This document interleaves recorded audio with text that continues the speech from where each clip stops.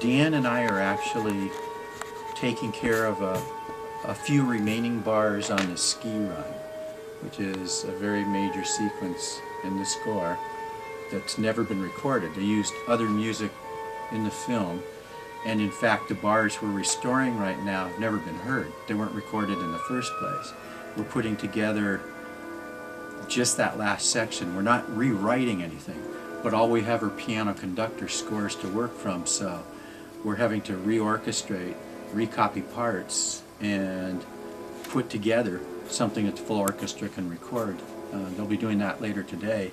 When we're all done with the ski run sequence, we'll have recreated a massive cue that no one has ever heard. It wasn't used in the film. The last part of this hasn't even been recorded. So we're all in for a major treat. Yes, because the ski run, we all know the versions that are in all the concertos.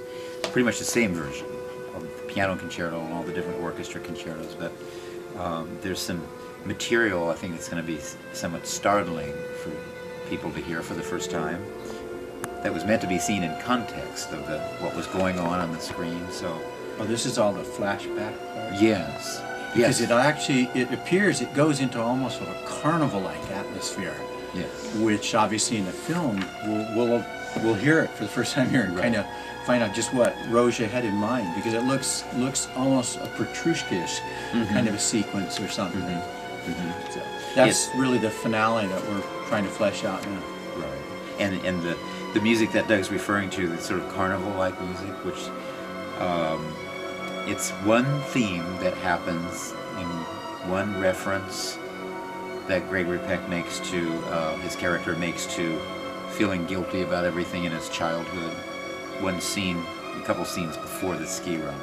And in that scene you hear this little child theme for the first time. But then in the ski run you hear it really, really blown up, in full orchestra, in two different settings.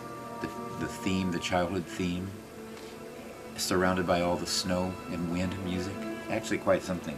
Because you feel two emotions, of course.